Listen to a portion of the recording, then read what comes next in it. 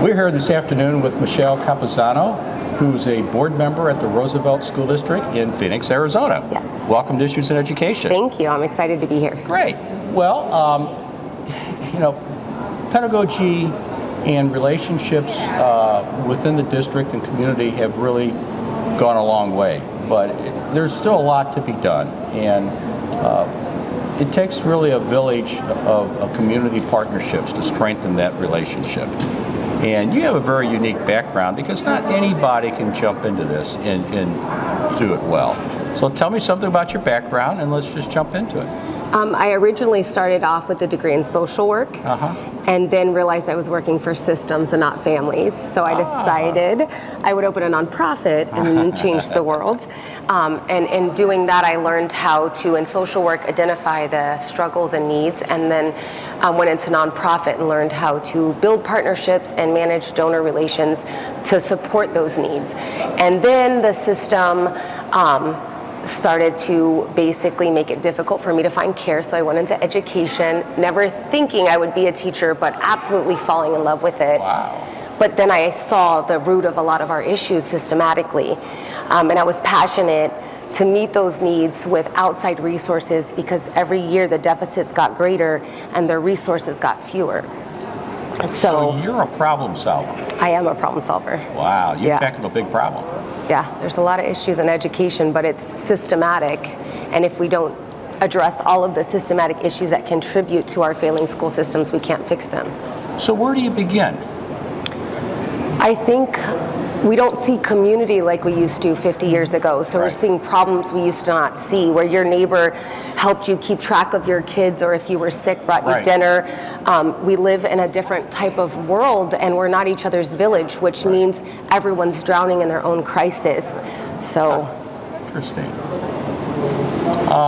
So what's unique in your community that's not maybe found in other communities? Our community has incredible heart.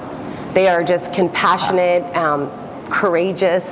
They speak up. I think that they have been systematically oppressed and are just finding their voices and are empowered in doing so. So what's the cultural diversity in your district or community?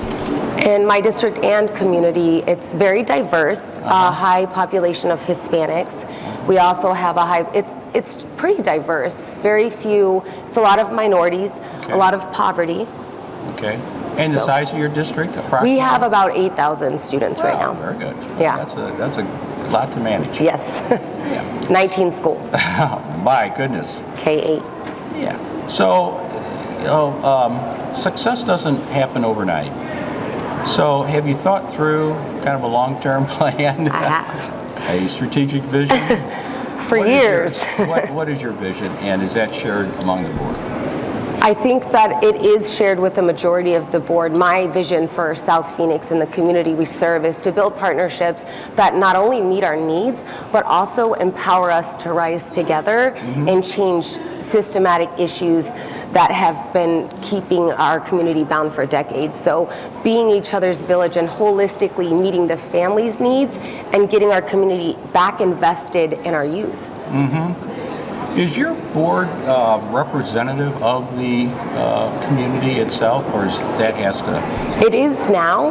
I am the person who ran with me was also a teacher. So we are the first educators to be on the board. So we can speak to different things that people didn't have that inside knowledge or background knowledge to address prior to this election. What is the first real surprise that you came across when you started this? I know you've been there just 3 months, so you might not have hit all the speed bumps along the way, but other school districts are facing the same issue. What might they anticipate that you know about that is going to be a challenge for them? I think the layers of challenges that are impacting our children and their families, and the fact that we have a lot of local partners that would want to be engaged and involved but don't know how. See. So we have an army of people that we're not mobilizing, and no one knows how to do that. But I really believe funding is probably not going to get much better. So we need to find other ways instead of beating our head against that wall, finding other resources that can meet those needs and bridge those gaps. So where do you begin to reach out to the community? Is it through like a parent-teacher organization? Arizona has a really cool organization called School Connect. Okay. And their goal is to take local nonprofits, businesses, churches, and partner them with local schools. Oh, okay. And they do service projects, and it just, not only the work they do and the donations that come in, but now there's people engaged and invested in our kids that weren't before, and so you just keep building upon that. Well, you know, participation on the part of the community is not automatic. Yes. You can get the word out, but having them become active and participants is very difficult. Yes. So how do you reach a family, say parents that might have 2 jobs or might be single parent? How do you reach them and get them to spend their limited time engaged? You help them overcome the barriers that keep them unable to engage. I see. So if I have a mom who's in college and she's working 2 jobs to pay the bills, I might refer her to a scholarship program that works with families in our community so she can work 1 job and now be engaged. She understands the struggle. When she gets out of it, she's going to advocate and help other families do the same. Interesting. So you empower them. Yeah. So how do you bring everybody together? You have are these monthly meetings, or are they just using social media to connect? How do you get everybody knowing about the program? I think social media is one way to do it. It gives us an awesome platform to reach more. I also think you start slow and you build those strategic partnerships at the top, and then they can help you. Those companies and those different organizations can help you get the engagement of their staff, clients, employees, whatever that may be. Okay. Well, your background's very interesting in being a social worker. You've been in the trenches. You understand the issues from the family side, looking towards the district. Yes. From the community. So that's fabulous. I mean, I also think I have a unique perspective of the struggle on the school side too. I've been that teacher trying my best, and sometimes that's not enough. And that's why I'm passionate about addressing the systematic issues. It's not one teacher or one school failing. The system's failing our kids, and it has been for years. So until we address that bigger issue, it's going to be hard to change. We're just trying not to drown.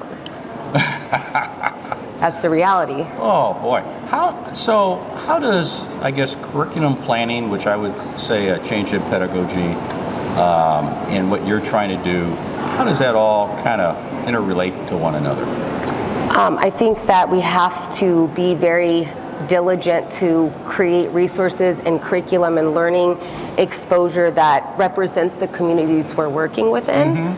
So making sure that we survey our families and what do you feel it's important for your child to know to be successful, and we have standardized methods across the districts, across the campuses, and that we consistently have those same standards. Is relevancy important in terms of the kids knowing that what they're learning or doing is directly relevant to their passion or what they're going to be doing? Absolutely. They have to understand why that learning matters and what they can do with that knowledge. Otherwise, it's just something you say for a test. It's not meaningful learning.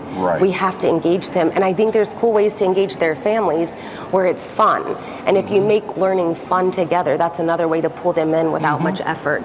You just integrate that into your teaching style. So let me, go to the next layer and get to, say, the business community, to bring them in and to try to strip the silos down between business, family, and educators. How do you get their attention and get them to want to participate? They have limited resources and they're trying to make a profit, and Well, one pitch you could use is it's free advertising to people who are very close. The patrons are very close to your establishments. So they're going to eat at this place that gives to their local schools versus this place. So it's a marketing opportunity. Also, if they want long-term stability in our communities, teaching these kids, educating them, knowing they're going to come back into our workforce and patronize our local establishments, long term it's a benefit for them to invest in our youth.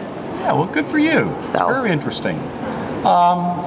Is there any topic that we haven't covered or any issue we haven't covered in terms of that community partnership? Because you've just begun. It's 3 months. And your enthusiasm and passion about it is just really strong. I just think we need to start considering holistic approaches that help the whole community rise. So we look at systematic issues in our community, within our families, within our campuses, our districts, and really just work to empower one another. And look at the bigger picture, but be very strategic in everything that we do, because we are going to have to use those resources to bridge the gaps. There's not state funding, there's not federal funding. It's not going to happen. So instead of beating our head, we just need to say, well then, how can we bridge those gaps? What do we need, and how do we recruit people to get on board with us? Is there a district that would be an example of what you want to be? Do you know? Not that I know of a specific district, but we have a very unique population in South Phoenix, but I like the model of community schools. Okay.